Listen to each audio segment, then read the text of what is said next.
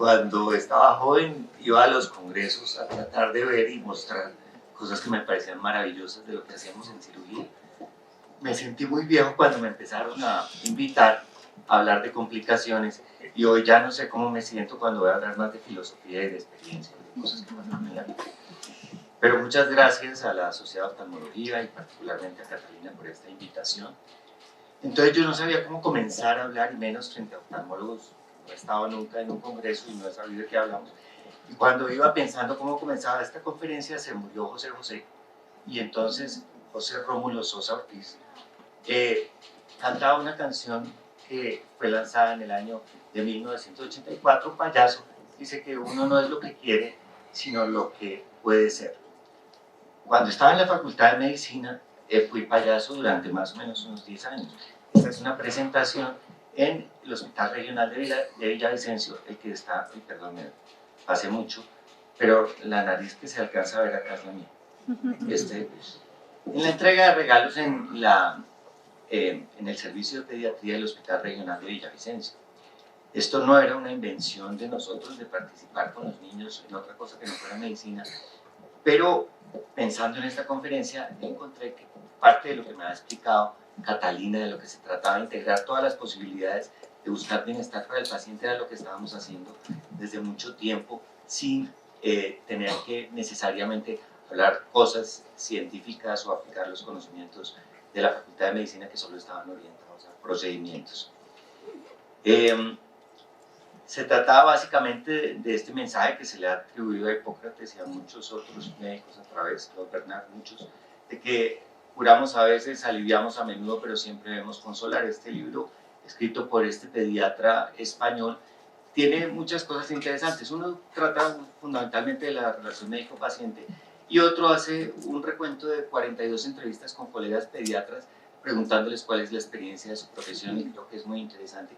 Y para esta charla básicamente se trata de este cuadro de Francisco de Goya, que se ha descrito su pintura como una pintura que refleja la realidad sin una visión idealista que la desvirtúe. Esto sumado a la anterior de que uno no es lo que quiere sino lo que puede ser. Básicamente lo que trata de expresar es que uno piensa que uno puede construir todas las cosas que vienen y finalmente uno es básicamente como un actor de una obra en la que participa y simplemente lo que puede hacer es tratar de hacer el papel que le corresponde de la mejor manera. En esta saga de televisión de Walking Dead dice que no es solo lo que quiere. Uno de los personajes de la historia dice, ese sonido que escucha es Dios riéndose mientras usted hace planes. Y realmente un poco de eso se trata la vida. Una noche de septiembre de 1998 yo salí de bucear a las 10 de la noche en San Andrés y me senté con una colega médica a hablar y le dije, esto es lo que es la vida. Si algún día yo llego a quedar en una silla de ruedas o limitado, por favor ayúdeme a morir. Más o menos unos 20 días después sucedió la condición que me tiene hoy en día en la silla de ruedas, y en el momento en el que estaba pensando que me moría, un momento sumamente plácido, en el que no tuve recuento de ninguna cosa que me angustiara o me doliera, ni pensé en la familia, ni pensé en nada. Era una sensación de desprendimiento del cuerpo, en la que seguía viendo todo lo que pasaba a mi alrededor, y lo que pasaba por mi cabeza era, ¿qué es lo que pasa? ¿Por qué me estoy yendo? Esto lo traigo este día es para decirles que ese momento de la muerte, por lo menos desde mi experiencia, no era una cosa terrible, ni traumática, ni dolorosa, ni angustiante, sino simplemente una condición de un cambio que no podía comprender. La unidad de cuidado intensivo, si la recuerdo claramente, es aterradora. O sea, sobrevivir a estas cosas realmente trae una cantidad de recuerdos que son muy desagradables. En la unidad de cuidado intensivo uno alucina porque tiene una cantidad de medicamentos que no le permiten valorar la realidad. La visita médica de la mañana, uno la siente como si estuvieran decidiendo cómo lo van a matar ese día, y tiene esa fantasía. De pronto se despierta uno y está encerrado y atrapado por la guerrilla. O sea, tiene una cantidad de sensaciones, algunas buenas. Algún día estuve tocando guitarra con Jimi Hendrix. Yo nunca he tocado guitarra. O sea, hay una cantidad de sensaciones que hacen que esa vivencia de ser paciente realmente sea horriblemente traumática. Y nosotros estamos preocupados por lo que está padeciendo desde el punto de vista de lo que podemos valorar en los aparatos. Esta es una experiencia también real, y es que por ejemplo hice una crisis de hipertensión por la disautonomía, por la lesión medular. Entonces se utilizaron unos beta bloqueadores que me llenaron de secreciones. Entonces fuimos y usamos atropina, y la frecuencia cardíaca aumentó de una manera tan absurda que produce una sensación inminente y aterradora de que se va a morir. Entonces, lo que nosotros medimos no es muchas veces lo que realmente vive el paciente, sino una cantidad de observaciones laterales que dependen no del contacto con la persona, sino de lo que nos informan los aparatos. Razón de más para decirles que hay que tener un sumo cuidado de lo que se comenta, de lo que se dice, de las opiniones. Ay, sí, eso era lo que se dice. Yo no era que iba a llorar, sino que iba a llorar.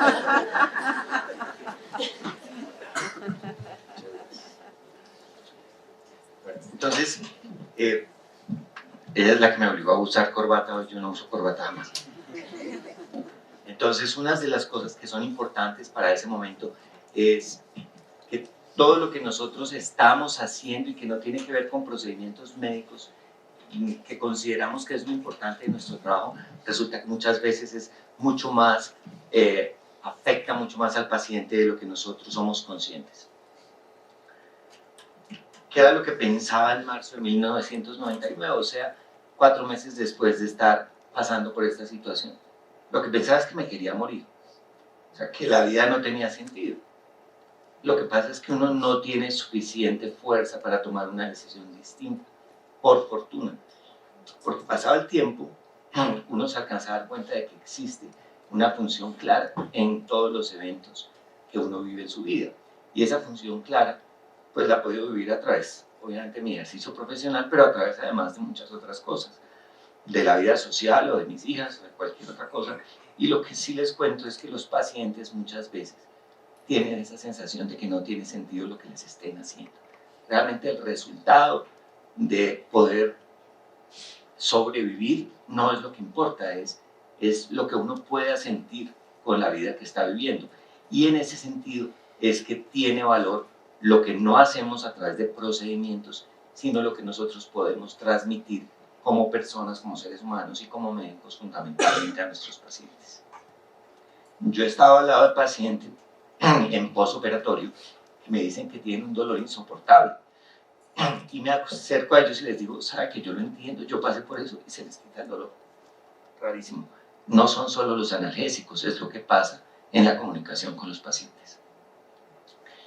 Entonces el milagro está en poder restaurarnos, en cómo, decía Einstein, que hay 2 maneras de vivir la vida, o creyendo que todo es milagro, o creyendo que nada es un milagro. Y realmente el milagro está en que existen posibilidades de restaurar a las personas, que no son solamente procedimientos quirúrgicos o medicamentos o tratamientos súper especializados nuevos que hemos ido encontrando.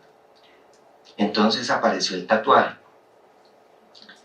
Los tatuajes como el que tiene en la espalda esta persona son maravillosos. Nosotros tenemos unos preconceptos y unos estigmas con respecto al tatuaje, y después de pensar mucho en eso y de estudiar mucho los tatuajes, me volví tatuador.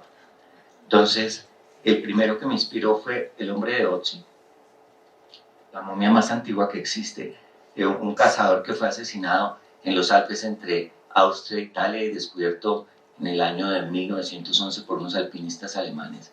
Y se pensó que era alguien que había muerto recientemente, pero cuando lo descongelaron y cuando vino el proceso de autopsia, que es una autopsia que pueden encontrar en internet interesantísima para cualquier médico, una de las cosas que se encontraron es que tiene 57 tatuajes.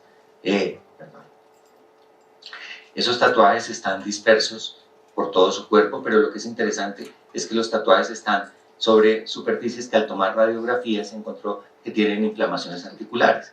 De manera que es muy probable que los primeros tatuadores hayamos sido médicos, ya sea por una razón mágica de mejorar el dolor o porque una forma de acupuntura que se utilizó fue poniendo también pigmentos y lograron mejorar la condición de ese paciente que tenía problemas articulares.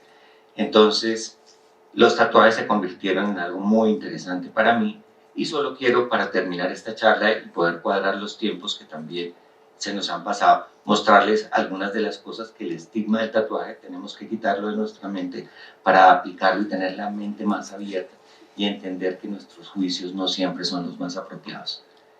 Podemos restaurar la del lado izquierdo, es una cirugía que falló en la reconstrucción de la mujer con cáncer en su areola y pezón, y la imagen de la derecha es el resultado de un tatuaje sobre esa reconstrucción fallida.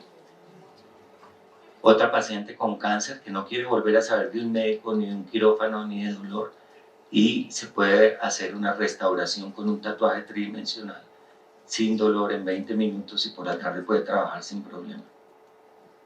O un amputado del índice de la mano derecha, a quien le puede uno dibujar una uña y mejorar su condición de vida. O una mujer ciega por una quemadura, a quien le puede uno dibujar un ojo cuando no se pudo restaurar. O un hombre víctima de un cilindro bomba con 40 cirugías, que fue tratado en la Clínica Mayo y que llegó a mi consultorio y simplemente estamos tratando de volverle a dibujar la cara.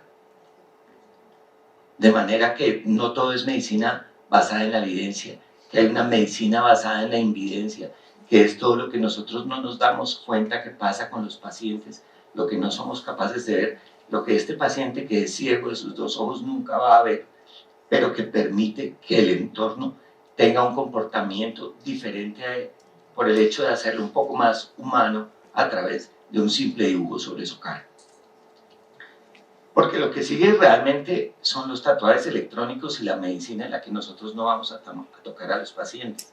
La información de la glicemia, de la tensión arterial o de la temperatura o de la hormona tiroidea va a llegar a través de estos sensores al computador del consultorio, donde con una base de datos inmensa se va a hacer el diagnóstico, se va a dar la formulación apropiada para el diagnóstico, que va a llegar también a una farmacia que va a hacer la fórmula y va a hacer llegar al paciente sin que nunca haya sido visto ni tocado por un médico. De manera que lo que sigue creo que es el coffee break y muchas gracias.